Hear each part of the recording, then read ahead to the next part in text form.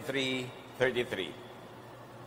You will see weird things, and your mind will play tricks on you. Paglalaroan ka ng iyong isip. All in the mind. Dear Lord, we thank you that you have given us intelligence and you give us a mind that can do many things. Sa sandaling ito, Panginoon, kami po inyong paliwanagan, turuan, akayin. Forgive us our sins, cleanse us, empower us to understand your wisdom. Lead us by the hand, speak to us. Father, we seek you in the name of your Son, Jesus. All in the mind. You are what and how you think. Your thought becomes your life. Hindi tayo aksidente, hindi tayo biktima. Nandyan ka ngayon dahil ganyan ka mag-isip. Nasa kalagayan tayo natin, kinalalagyan natin, dinala tayo dyan ang paraan natin ng pag-iisip. It is very important to understand the dynamics of the mind, of the brain, and how God created and wired us in a very wonderful way. At salamat na lang, science has opened many doors into understanding these very, very profound spiritual realities. Science is God's prophet. Itinuturo lang sa atin yung mechanics of how God works and how God created us. It's very important to understand the mind. Now, perception is one's reality. In many people's cases, reality is not the reality, but it is their perception of it. Hindi importante kung anong katotohanan. Ang mahalaga, ano ang iniisip at pinaniniwalaan ng mga tao na totoo. At yun ang nagbibigay ng hugis, kulay, anyo sa kanilang buhay. Kaya mahalaga, iniisip, pinag-iisipan kung ano ang pinaniniwalaan at ano ang paninindigan. Proverbs 4:23, carefully guard your thoughts because they are the source of true life. As we think, we live. As we think, we become. As we think, we are. Researchers have found that our imagination can change perceptions of reality. That your mind literally plays tricks on you by changing illusions into what seems like reality. Mapaglaro, malikot ang isip. At napatunayan na ng napakaraming mga scientific researchers na ang ating guni-guni ay nagbabago ng katotohanan. May katotohanan, red, pero sa guni-guni natin nagiging orange, ang paniniwalaan natin ay orange, ang buhay natin nagiging orange. That many people are motivated, are ruled not by what is true, but what their perception to be true is. And to a large extent, your mind can create reality at a mental level. Tingnan nyo yung mga seloso. Pag nag-imagine ka na nagtataksil ang iyong mahal sa buhay, nababago na ang iyong heartbeat, nababago na ang iyong blood pressure, nagiinit na yung puno ng tenga mo, sumisikip na ang iyong paghinga, imagination mo pa lang yun. Hindi naman napapatunayan kung totoo nga lang sa oras na ito ay nangyayari yun, pero pag inisip mo yan at in-imagine mo, it already affects your body. Your imagination affects your body. What you think affects your body. So the power of the brain goes beyond the skull. It goes to every single cell of your body. And the amazing thing is, it even gets out of your body and it reaches other bodies and other minds. As many researchers, one time and again, prove. Many recent studies suggest that what really affects your outlook on life is the way you perceive reality, not reality itself. That's why manipulators, communicators, or miscommunicators, those who manage info or misinformation campaigns, are good at creating perceptions. Halimbawa, may isang politiko, hindi naman siya talaga nagnanakaw, hindi siya napatunayang magnanakaw, pero tanungin mo lang siya on live television interview, marami pong naniniwala na nagnanakaw kayo, marami daw kayong ninakaw. Yung sentence lang na yon, marami na agad na mag-iisip na magnanakaw talaga yung kausap. kahit hindi napapatunayan. Because it is perception that counts, not the truth. When it comes to people being affected by information. Kaya yung mga naninira, pag-aralan nyo yan, lalo sa politics, sa public life, dinadaan nila sa patanong. Kasi pagka sinabi nila as a statement, pwede silang may demanda, libel. Pero yung tanong lang naman, totoo po bang napakarami yung ginahasang babae nung araw? Kahit walang ganong katotohanan, may papasok na perception sa isip ng mga nakikinig na rapist nga itong taong ito. Kaya kung meron kayong gustong taong ipahamak, gumawa kayo ng mga perception tungkol sa kanya. Nawawala ang kwintas ko, ninakaw kaya ni Carding? So, kahit hindi siya talaga ang nagnakaw, may mag-iisip nun. And that perception will become the reality about him. How we think becomes us. Kaya kung ikaw ay laging matatakutin, ang iniisip mo nakakatakot, ang buhay mo magiging puno ng takot, and it will show in your blood pressure, in your blood chemistry, in your heart. It will show in your health, in the way you live, in your lifestyle. Proverbs 23:7, for as he thinks in his heart, so is he. That's why it is very important to watch what we think of, how we think of it, and what makes us think of it. Binabantayan natin kung sinong pinapakinggan, sinong pinapanood, sino ang nakaka-apekto sa ating isip. Because thought is one's reality. Kaya yung mga lumaki na tinakot, tinuruan na laging may multo sa bawat dilim, may nakikita talaga silang multo. Yung mga naniniwala na bumabalik ang patay, nagmumulto, kahit kakalibing lang ng lola nila kanina, natulog sila ngayon magpinsan, magkatabi sila sa isang higaan. Yung mapaniwalain sa multo, nararamdaman niya na may nagtatanggal ng kanyang kumot, may malamig na humawak sa kanyang mukha, may dadirig siyang tinig. Samantalang isang pinsan niya na hindi naniniwala doon ay buong bimbing na natutulog, wala namang nararamdaman, walang nakikita. Because when you think of it, when you believe in it, it becomes your reality, and it keeps recurring and recurring in your imagination to the point that you believe it to be factually happening. The discipline of the mind is one of the best disciplines that anybody could ever develop. Psalm 26:2, test my thoughts and find out what I am like. Ang tunay na sukatan ng tao ay ang kanyang isip. Paano siya nag-iisip? We can project our thoughts in the minds of other people, and that is always happening. That's why, kung ikaw ay malikot sa babae, mamaya, ang mga anak mo sobrang hinihigpitan dahil iniisip mo, nililikot din sila ng bawat isang lalaki sa planeta. Pagka ikaw ay mapagnakaw, iniisip mo, lagi kang ninanakawan. Kaya sinasabi nila, magnanakaw, galit sa kapwa magnanakaw. Because it is so easy for people to project their thoughts on other people's minds. Na pagka ako madududahin, iniisip mo, nagdududa din yung kapwa mo. Kaya yung mga mababait, yan ang madalas madaya, maloko. Kasi ang kabaitan nila, pinoproject nila sa iba na, hindi naman niya siguro gagawin yun, mabait naman siguro siya, hindi niya ako lolokohin. Kasi hindi ka man loloko, iniisip mo, hindi rin maloloko yung iba. Kaya dapat nag-iingat tayo na, ito ang ako, ganito ako mag-isip, pero hindi ko dapat ina-assign sa iba. Dahil pag inassign ko sa iba, pwede maging unfair ako sa kanila o pwedeng ako ang maging madamage. It is important. Kaya yung mga, ayon sa obserbasyon nito, yung mga sobrang galit na galit sa mga makasalanan, banal-banal ang buhay nila, sila ang maraming lihim na kasalanan.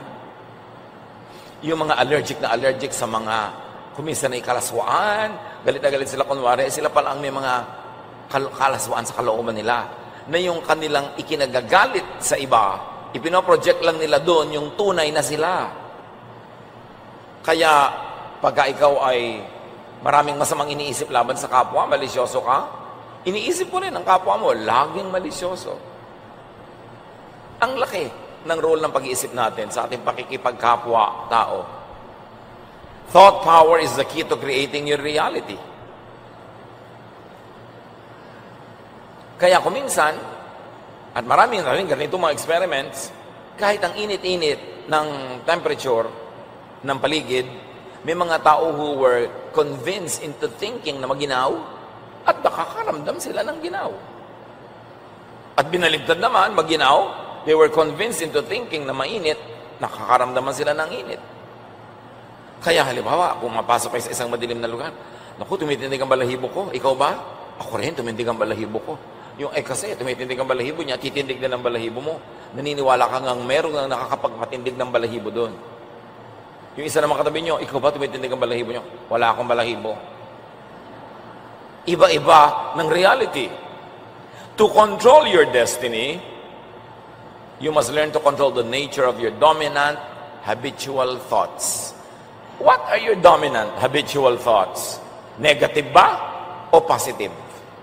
Yung ang dominant way of thinking mo is laging negative. Pagka meron nag-aalok, naloloko yan. Pag may itinitinda, fake yan. Yung pag-picnic tayo, uulan. Yung, naku, magkakaroon tayo ng kasiyahan. Naku, magkakagulo. Yung laging negative. O, ang dominant thought mo ba ay hopeless o hopeful? Dark ba o bright? Anong pananaw mo sa tao? Dark or bright? Bad or good? Anong general na pananaw mo sa buhay? Is a problem to be solved or a gift to be enjoyed? Your dominant, habitual thought will define your life. Ang dominant, habitual thought mo ba about money is, hinihingi yan. Dapat ang galing kong manghingi. O, pinoproduce yan. Dapat ang galing kong magtrabaho. Because your dominant, habitual thought about money will define your economics. Will define how much you have or how much you won't have.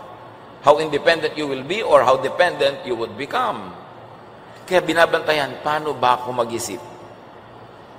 Ano ba ang tingin ko sa magulang? Hingian lang ng pera? Ano ba ang tingin ko sa mga anak ko? Hingian lang ng pera? Paano tayo mag-isip? When we are able to control our thoughts, we are able to control the outcome of our deeds, we are able to control the general direction of our lives. Because thought is very powerful, thought could attract into your life that which you intend to have and experience. Halimbawa, ang isang young person, ang thought niya, meron siyang ambisyon. Anong ambisyon mo? Maging ganito, o maging ganito kayaman, o kaya maging summa cum laude, maging magna cum laude. Yung may ganong iniisip, yun ang meron talagang napakalaking mga pagkakataon na magganap yun, mangyari yun. Your thought is a magnet in reverse. It attracts its own kind. You know, the magnet attracts its opposite. Pero pagka nag-iisip ka, na-attract mo yung iniisip mo. Kaya yung lagi nag-iisip na babibigo ako, yun ang nabibigo. Yung nag-iisip na magtatagumpay ako, yun ang nagtatagumpay. Yung lumaki sa hirap na nag-iisip na ganito lang talaga buhay, wala tayong magagawa, talagang 30, 40 years later, mahirap pa rin yun.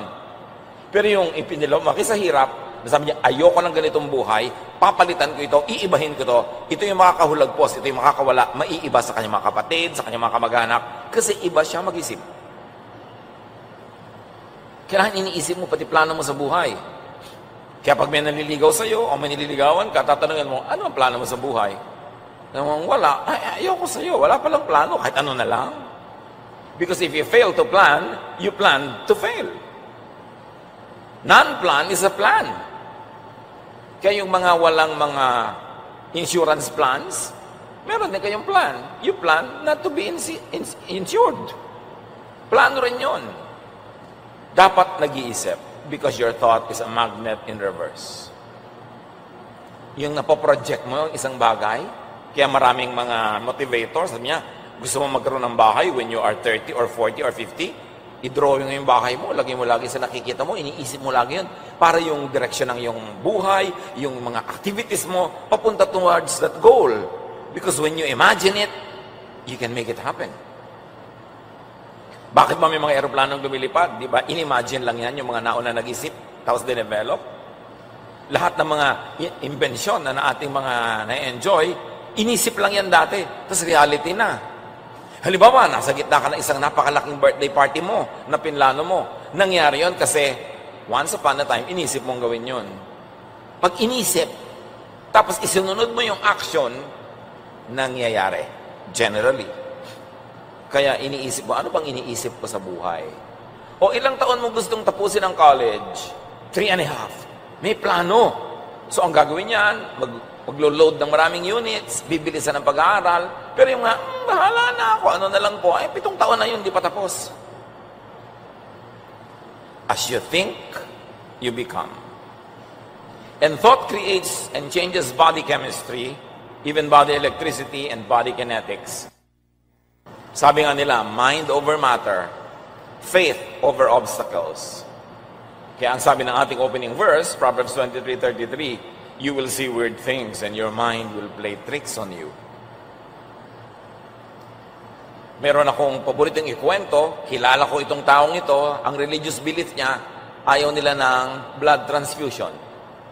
Dinugo, naubusan ng dugo, nasa ospital, ayaw pa rin magpasali ng dugo.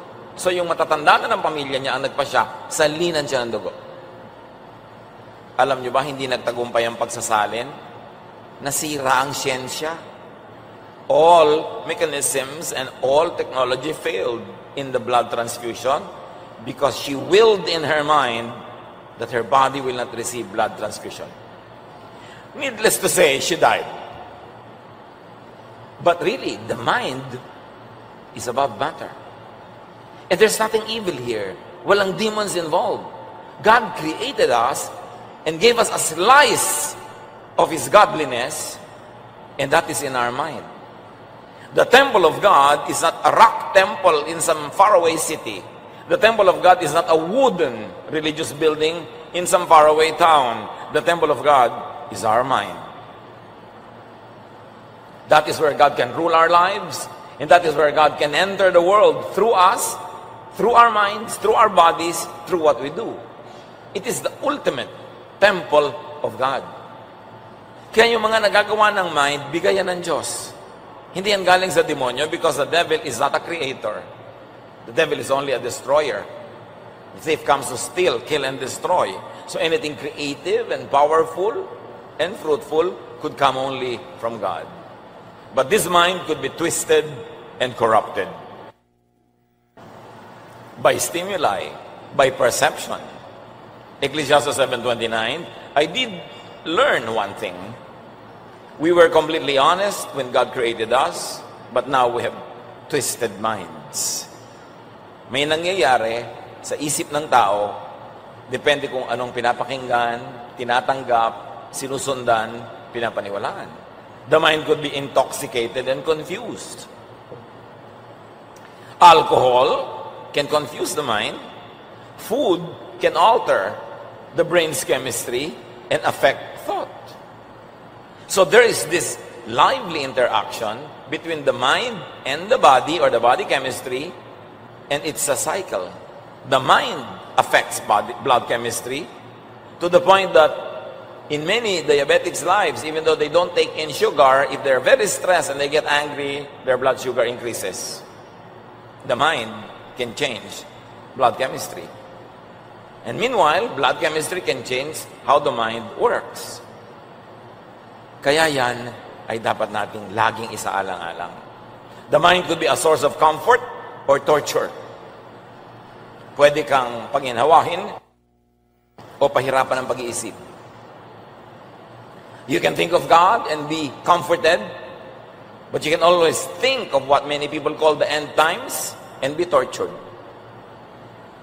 You can think of God's forgiveness and God's greatness and love, and you can be comforted.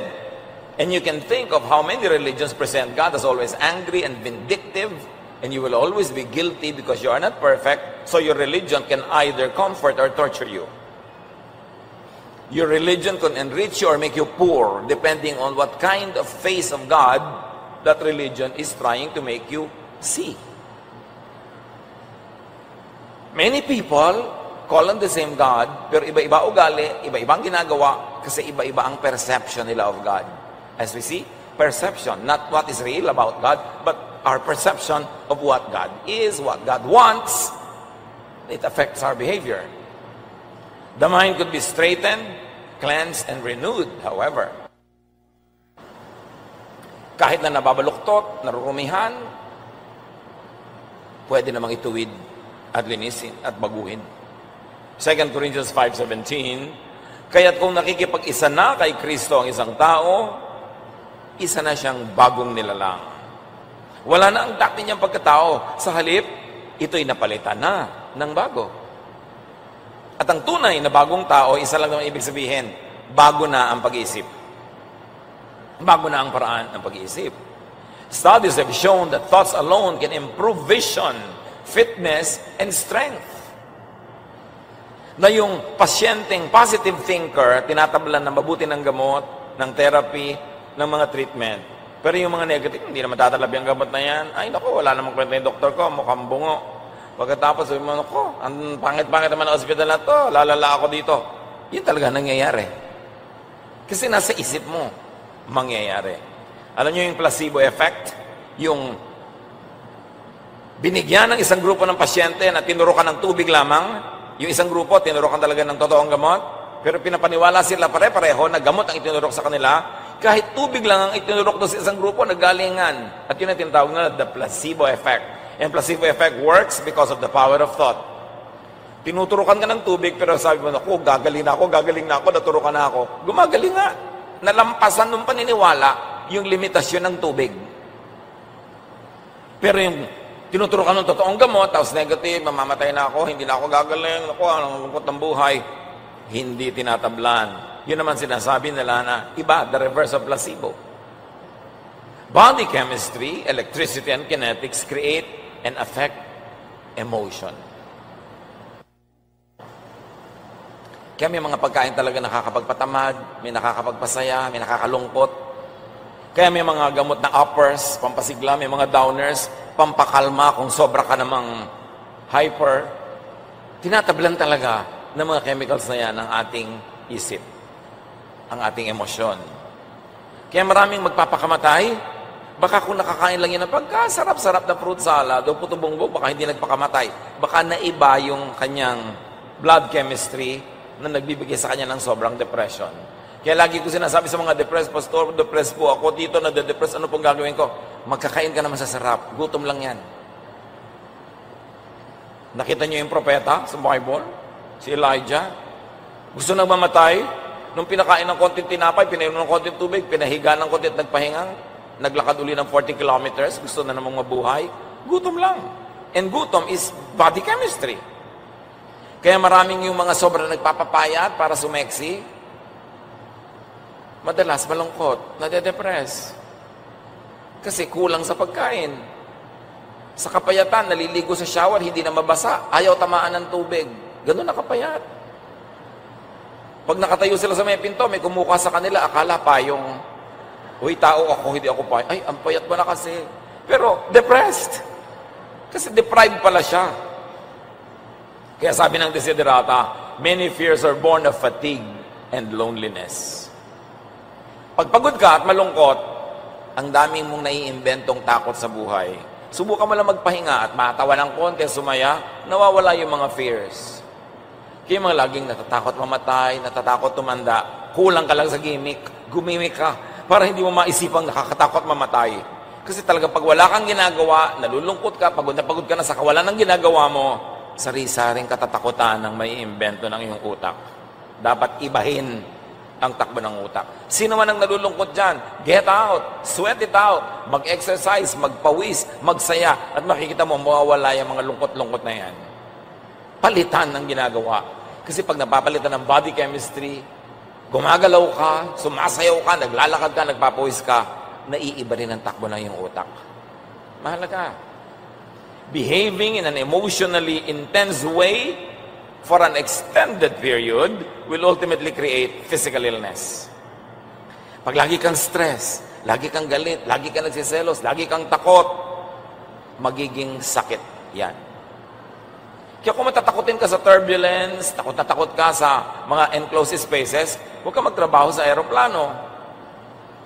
Kasi araw-araw yun ang trabaho mo, may turbulence. Piliin mo yan. May claustrophobia ka, tapos mag-elevator girl ka pa. Diba? So, hindi mo dapat gawin yon. Kung saan ka na-stress, lumayo ka doon para maging healthy ang buhay mo. Eh, paano po yung asawa ko? Siya ang stressor. Well, change your mind about your spouse. Pwede namang tanggapin mo na lang siya o pag-aralan mo huwag masyadong pansinin. Kasi kung araw-araw na-stress ka, araw-araw sa akin, naiinis ako sa husband ko. Alam mo, 50 araw na natin pinag-uusapang naiinis ka, anong ginawa mo para mapalitan? Ipagpalagay, hindi mo mapalitan yung asawa mo. Dapat may iba kang palitan. Palitan mo yung attitude mo, palitan mo yung schedule mo para konting-konti lang pagkikita nyo. Magtrabaho ka ng gabi para wala ka sa bahay pagtulog siya. Pag uwi mo, aalis na siya. May dapat kang palitan para mapalitan yung problema mo. Pero hindi yung ang tagal-tagal na, yun ang yun, paulit-ulit yung problema mo. Ibig sabihin, wala kang ginagawa para palitan ang takbo ng isip mo. Nothing can be changed without facing it first. And nothing here on the planet can be changed without changing your mind, your thought about it first. Pero tandaan nyo, ang paulit-ulit at madalas na mga negative feelings and emotions, nagiging sakit. At marami talaga na mga tao na problema na rin ang asawa nila, nakakainis ang ugali, nagkaka-cancer. Hindi ako nagbibiro. Nagiging cancer. Kung bumubuko lang talaga sa katawan, sabi yung mga sama ng loob, sabi na ba, dapat bukol-bukol na ako dito. Yes, hindi ko minsan physical bukol, pero madalas physical bukol din. Kaya kung nai-stress ka, kung anong galis ang lumalabas sa balat mo, lumalabas talaga sa katawan yung bunga ng isip. And according to science, many people experience arthritis, rheumatism, strokes, stomach ulcers because of long-term psychological tension. Nagiging sakit talaga pagka lagi kang tense and stressed. The fields of neuroscience, endocrinology, and psychology are merging. And the discipline is now called psychoneuroimmunology, and it's a medicine, as medicine discovers the precise links between the state of mind, emotional moods, and physical chemistry. Holistic healing na ang umuuso ngayon. Hindi na yung atay mo lamang ang ginagamot dahil may sakit ka sa atay. Dapat din pasayahin ka kasi nakakasama pala sa atay ang kalungkutan. So, hindi ka lang bibigyan ng mga chemical, mga treatment, kundi pasayahin mo buhay mo para gumaling yung atay mo. At nakikita nila na maraming may sakit sa atay, mga bugnutin, mainitin ang ulo, because there's a connection nga between psychology, between the bodily functions, and what happens to our interaction with people and with ourselves. Kaya ngayon, ang approach, hindi na lang yung usual Western medicine style to isolate an organ and just focus on it. Now, the approach is to focus on the entire person. Yung, how is your happiness index? What are you thinking of? What is your stress level? And then, what are you taking? What are you eating? Lahat yun naghahalo-halo para bumuo ng isang personalidad. It's important that all of that is taken into consideration. Yung buong tao ang ginagamot, hindi na lang specific body parts. At pinakamahalaga gamutin ang isip. Because it is mind above all. To create and to change emotion, change body chemistry, or change thoughts. It is very, very crucial. Kung hindi kayo masaya sa kinakalagyan yung istasyon sa buhay o specific stations in life that you have to experience once in a while, analyze what kind of thinking goes on in your mind that brings you to that kind of lifestyle. Hindi naman po, tinanggap ko na lang kasi biktima ako yun. Meron kang biktima thinking. Iniisip mo, wala kang magagawa. So, tinatanggap mo na lang, biktima ka, kaya ganyan ka. Pero subukan mong labanan yan, huwag kang magpabiktima. May iba mo yan. Pero pagka wala po tayong magagawa, ganyan lang talaga yan, kaya ka nandyan. Wala kang ginawa. Kasi pag inisip mong wala kang magagawa, wala kang gagawin. Imbes dapat na sinasabi mong wala akong magagawa, ang sabihin mo, meron akong dapat gawin at meron akong magagawa. Huwag mo sinasabing ganyan lang talaga ang buhay. Sabi mo, hindi, dapat ganito ang buhay. Hindi ako dapat mahirap, hindi ako dapat gutom, hindi ako dapat hamak, hindi ako dapat controlled ng iba. Hindi ganito, may gagawin ako. Kaya ka nandyan, ganyan ka mag-isip. Kung hindi ka masaya sa iyong kinakalagyan, palitan mo ang iyong pag-iisip. Kasi ang pagpapalit ng pag-iisip, may kasunod na pagpapalit ng ginagawa ng katawan hanggang ma-achieve mo yung gusto mo na nasa isip mo. Think into becoming, into being something or someone. Kaya mahalaga may pangarap. At ang pangarap, sinusundan ng plano. ang plano, sinusundan ng gawa para mangyari. Yung iba, pangarap lang eh. Hanggang doon lang. Anong pangarap mo? Ang pangarap kong lumuwag sa buhay, anong ginagawa mo ngayon? Wala. Ay, pangarap nga yan. Dapat plano. Anong plano mo? Gagraduate ako sa ganitong taon, matatapos ko ito sa itong taon, mag-iipon ako at magtatrabaho sa ganon, at sa ganitong level, ito na nangyari. Plano, hindi panaginip. Hindi pangarap. Decide what you want to be and think towards it. Turo yan ni Jesus. Mark 11:24, everything you ask for in prayer will be yours, if only you have faith. But engage this verse from another vantage point. Everything you ask for, everything you believe in, because if you don't believe in it, you will not ask for it. Everything you believe in, everything you think of in prayer will be yours if you have faith, because faith will turn into action, into a game plan. Then it will happen. Sabi, kung ano ang pinaniniwalaan mo, anong iniisip mo, anong gusto mo, ipag-pray mo. Pero hindi ibig sabihin lang ng prayer, this I pray in Jesus' name, amen. Tapos wala kang gagawin. Ang tunay na prayer, may ginagawa. Kakambal nung verbal prayer, yung actual kilos ng katawan. Because faith, if it has no works, is dead. Kaya ang tunay na nagdarasal, hindi lang umuusal ng mga panalangin. Pagkasabi niya ng amen, kikilos na siya para yung ipinag-pray niya mangyari. Yun ang tunay na prayer. Kaya sabi ni Jesus, gusto mo isang bagay, naniniwala ka, idalangin mo ng puspusan, at pagkatapos siyempre, dapat may works ka, mangyayari yon. That's why it is important to choose what to hear, what to listen to, and what to tell yourself. Kasi kung pinapakinggan mo, imposible yan, mahirap yan, tanggapin mo na lang, gano'n na mangyayari sa iyong buhay. Yung taong lagi mong kausap, pinipili mo yan. Anong influence sa brain mo? Pinapalakas ba niya loob mo o pinapahina? Pinapatibay ba ang iyong pananalig o inaalis?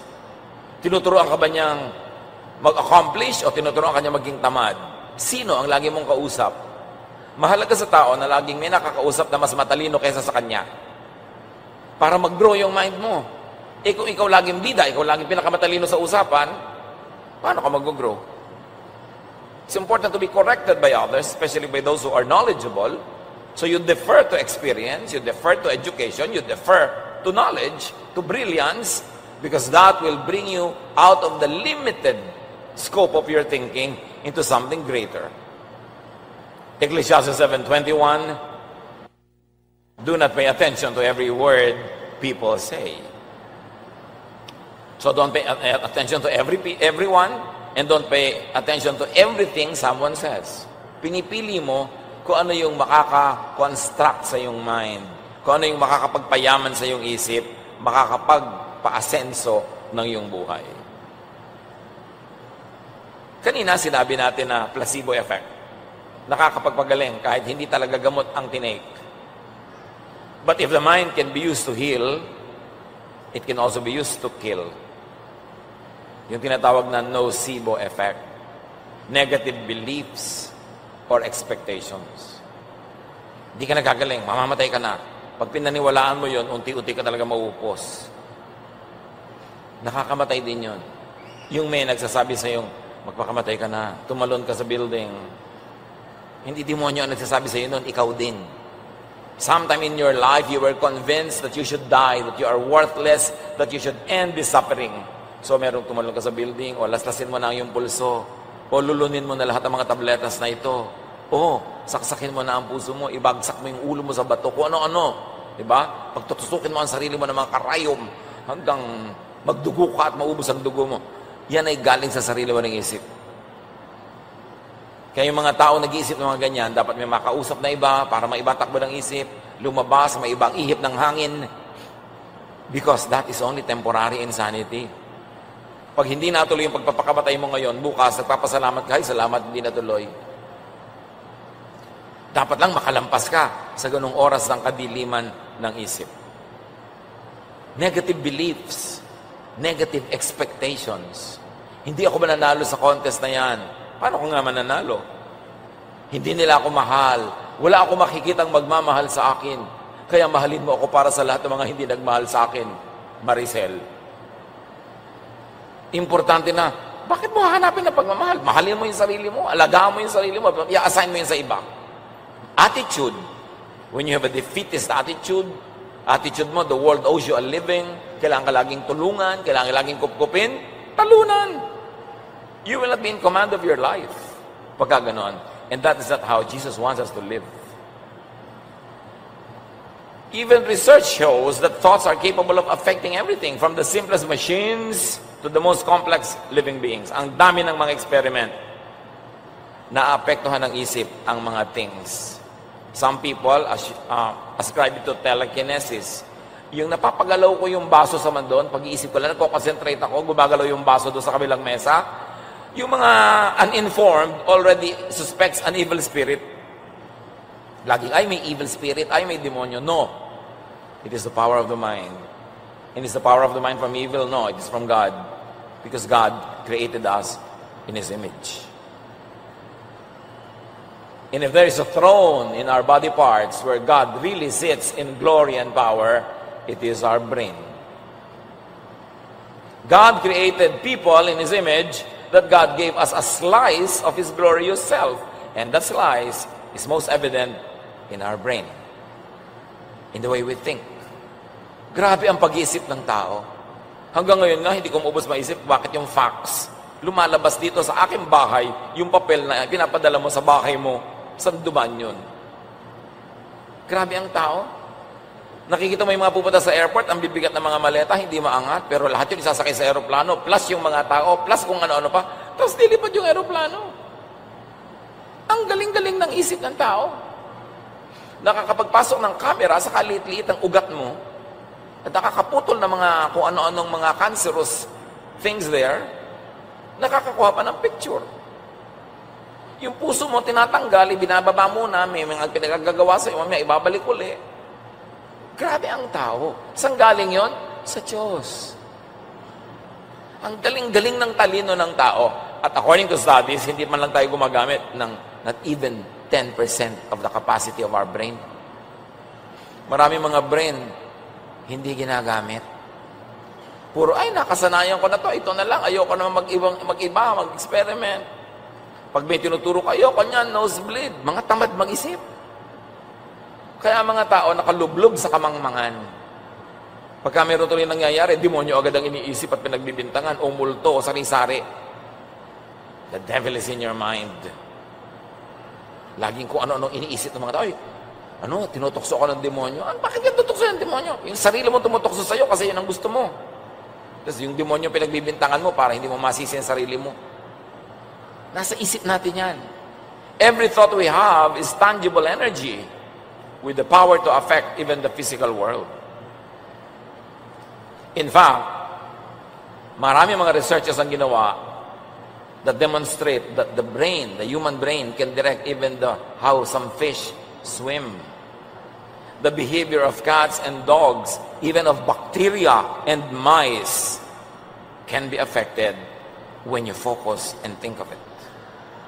And let me remind you, this is not witchcraft. It's not evil. It is the inherent, natural, inborn power of the mind given by God. So people who reflect His image can create great and beautiful things. Why do we have that power? Because humans were created in God's image. Psalm 139:14, I praise you because I am fearfully and wonderfully made. Napakaraming kahulugan nun.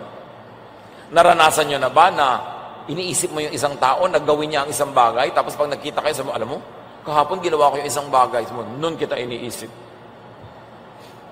Nakakalampas sa bakura ng iyong bungo, yung kapangyarihan ng brain na nasa loob ng bungo na yon. Transcendent yung power, yung energy. Mark 11:24, therefore I tell you, whatever you ask for in prayer, believe that you have received it, and it will be yours. Sabi ni Jesus, if you have faith, or if you think, because faith is thinking, if you have faith as small as a mustard seed, tell this mountain to lift itself and throw itself into the sea, and it will. So, alam niyo, wala kasi kayo mga pananalig eh. Puro kayo duda. Kung meron lang kayo kasi laki ng buto ng mustasa, which is really kasi laki ng ulo ng aspile, mauutusan yung mga bundok na yan. Magpa-jumping-jumping, mag-tumbling-tumbling. Magagawa nyo yan. Kaya si Jesus, sabi niya, okay, pagagalingin ko na yung tao sa bahay mo. Toink! Galing na, ang layo. Si Jesus, pinasakay niya sa bangka ang kanyang mga tauhan.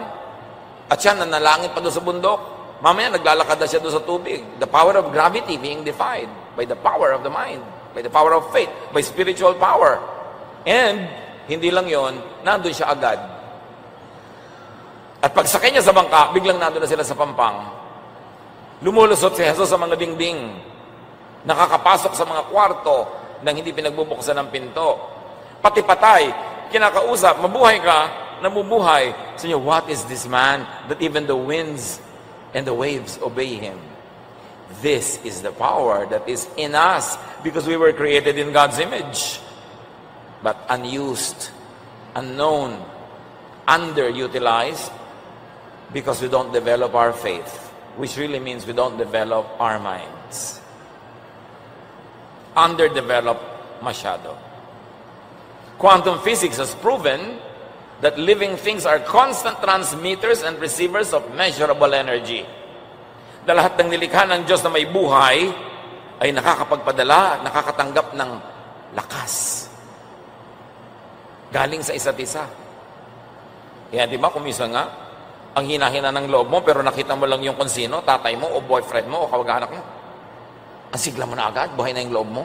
Lumipat na yung energy niya sa'yo. Meron naman na saya-saya mo, nung makita mo, bigla kang nalambot, nawalan ka ng gana. And there are people who brighten up a room just by leaving it. Meron naman, pagpasok, alam mo, may energy. Lalo yung mga great personalities, leaders, or mga talagang merong kakaibang pagkatao, pumapasok pa lang sa isang hall, ramdam mong nandun siya.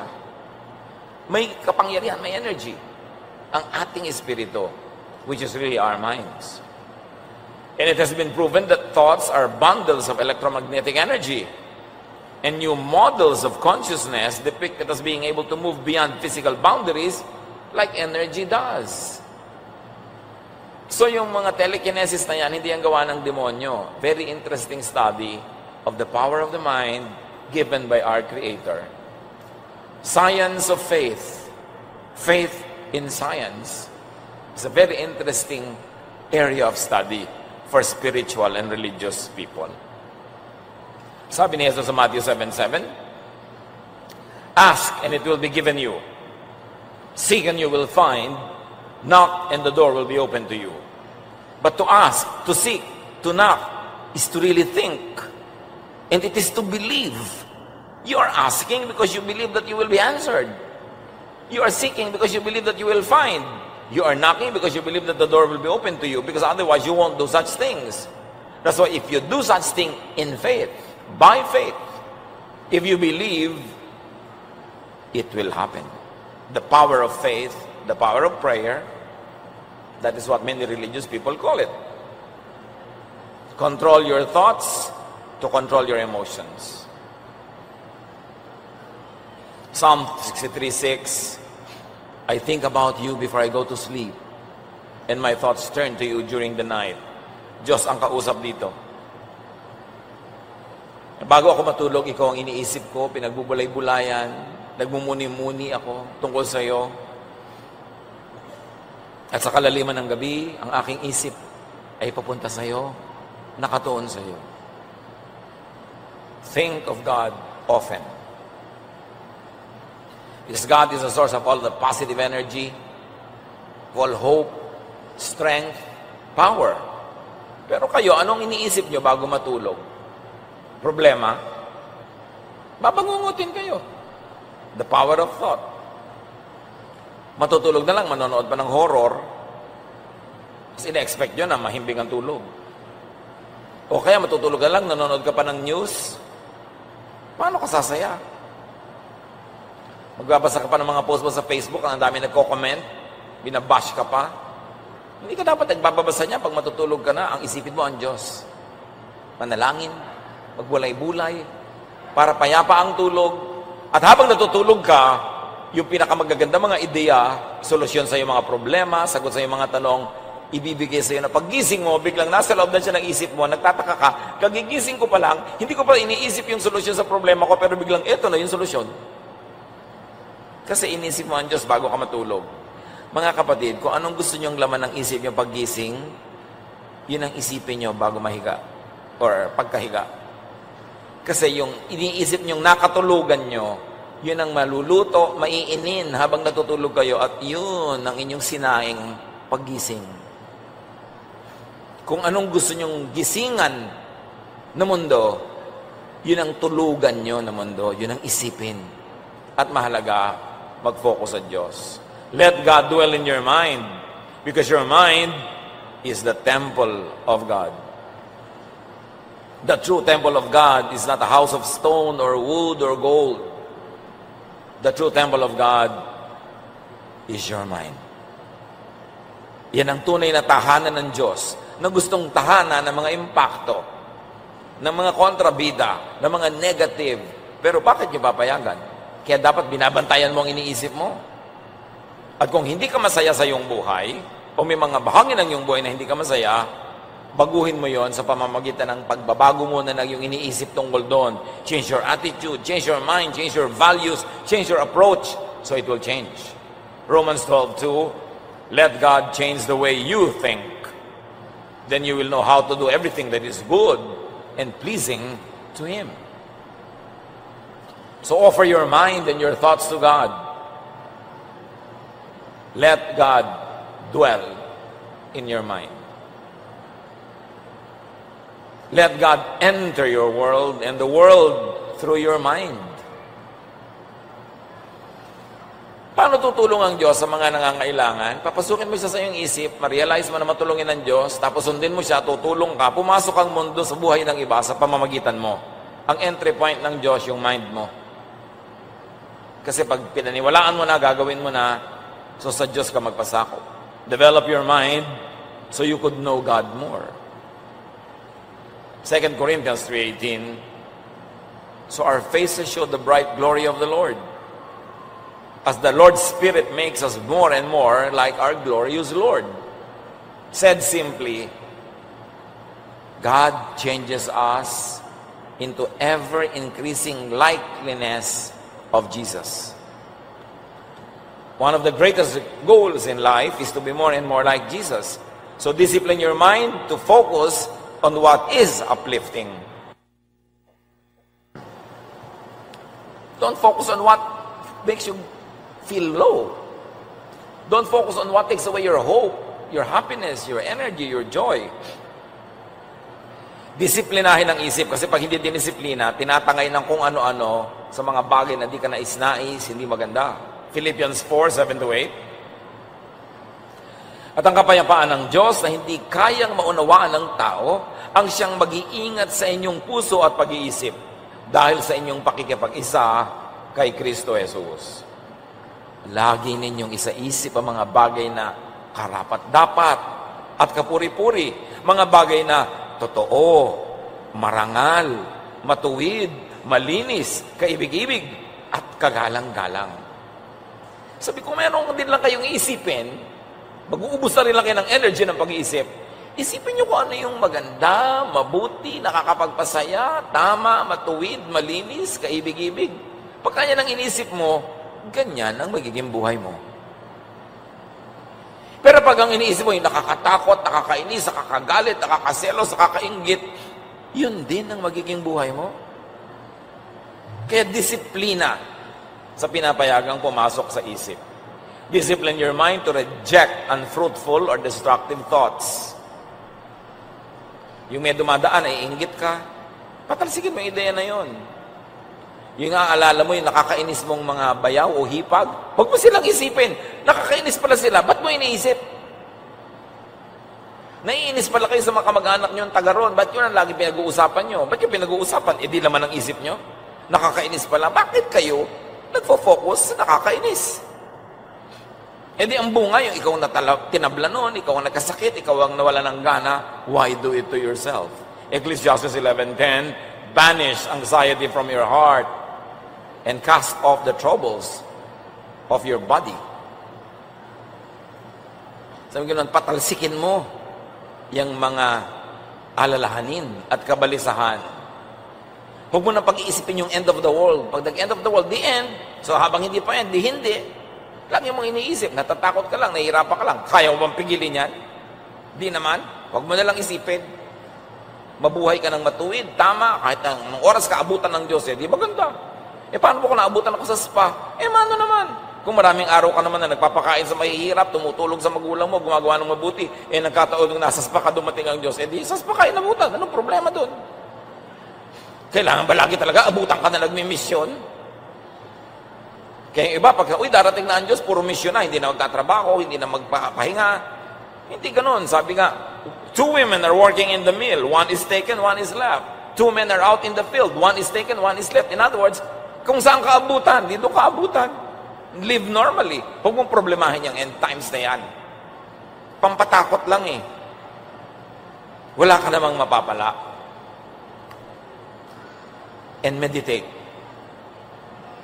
Kailangang iagaw ng oras ang pagbubulay-bulay, pananahimik, pag-iisip-isip, pagninilay-nilay, o walang iniisip, ipinapahinga mo lang yung isip mo.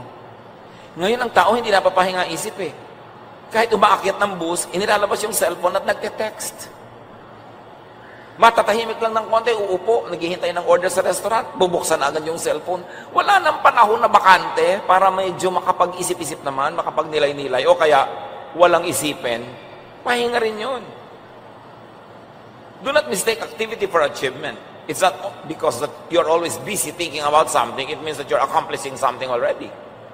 Dapat may mga recess, pahinga. Through meditation, it has been proven by many scientific studies, habitual thoughts of hatred, anger, and revenge are replaced with intentional thoughts of acceptance, of cooperation, unconditional love, and forgiveness. Kaya din natin I meditate on your word day and night. Meron talagang napapala ang nagbubulay-bulay at nagpapasuri sa Diyos. Psalm 139, 23-24. Search me, O God, and know my heart. Which really means know my mind. Test me and know my anxious thoughts. See if there's any offensive way in me, and lead me in the way everlasting. God always search my mind, my heart. Anong iniisip ko, anong pinag-iisip ko. Plant a thought, harvest an act. Plant an act, harvest a habit. Plant a habit, harvest a character. Plant a character, harvest a life or a lifestyle. Yung life o lifestyle mo nagsisimula sa thought. So sa thought pa lang, kontrolin mo na. All begin in the mind. All end in the mind is really all in the mind. Your mind should be the habitation of God, not of the devil. Your mind should be the home of love, happiness, peace, contentment, joy, not of hatred, of strife, of anger, of pain, of bitterness. Dapat piliin. Wasakin, gibain, patalsikin ang lahat ng isipin na sumisira sa ating kagandahan, sa ating kapayapaan, sa ating katahimikan. 2 Corinthians 10:5. We demolish arguments and every pretension that set itself up against the knowledge of God, and we take captive every thought to make it obedient to Christ. Ginigiba namin ang lahat ng mga ideya na kumokontra sa Diyos at ipinabibihag kay Jesus ang bawat iniisip ng aming utak. At pinasusunod kay Jesus ang takbo ng aming isip. Doon nagkakaroon ng kapayapaan.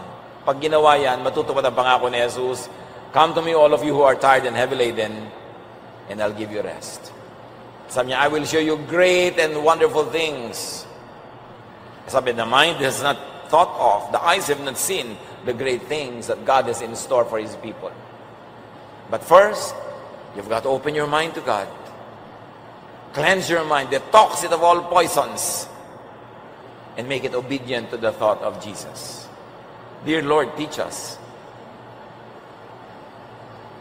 Marami nang nakontrol ang tao, pero ang isip niya hindi pa. Turuan niyo kami, nabigyan ng direksyon namin pag-iisip. Kilalanin ang mga negative thoughts na hindi namin dapat i-entertain. At punuin namin ang aming isip ng anumang mga bagay na mabuti, maganda, kaibig-ibig, kanais-nais, totoo, nakakapagpasaya, nakakapagpabait. Pagbulay-bulayan natin mga kapatid ang kahulugan ng mga ito sa ating buhay, and in a moment of silence, think about how these things might be applied in your personal life. Lord, continue to speak to your people as we ask you and hear from you what we should do with our personal lives in reaction to all of this. Be with the Lord in silent reflection.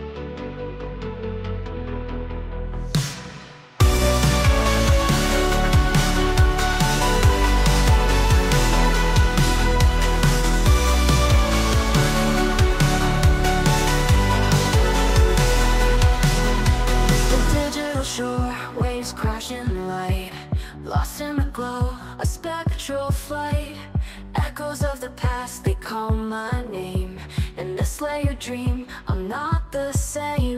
Melodies drift like whispers in the night. In this alt rock lullaby we find the light through the haze of synth and guitars cry. In this lady rock reverie we fly. Echoes of the digital shore, they haunt my soul. In this experimental dream I'm whole. Layers vocals, they echo through the night. In this haunting escape I'm alive.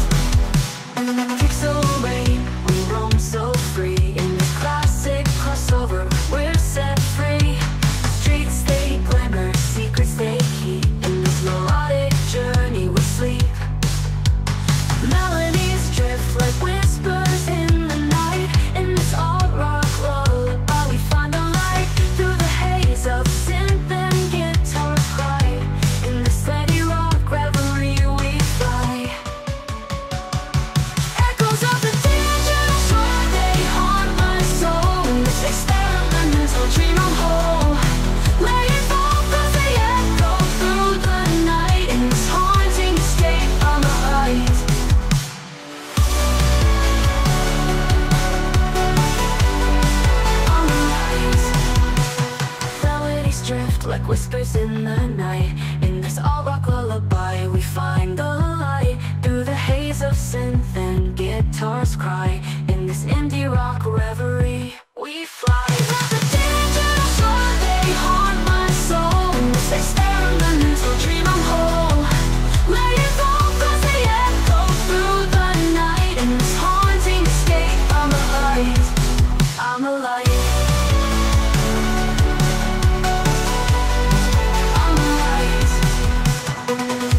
Of the neon sun, we find our way, we're not undone. In the echoes of the layered heart, we start again from the very start. On the light, echoes of the neon sun, we find our way, we're not undone. In the echoes of the layered heart, we start again from the very start.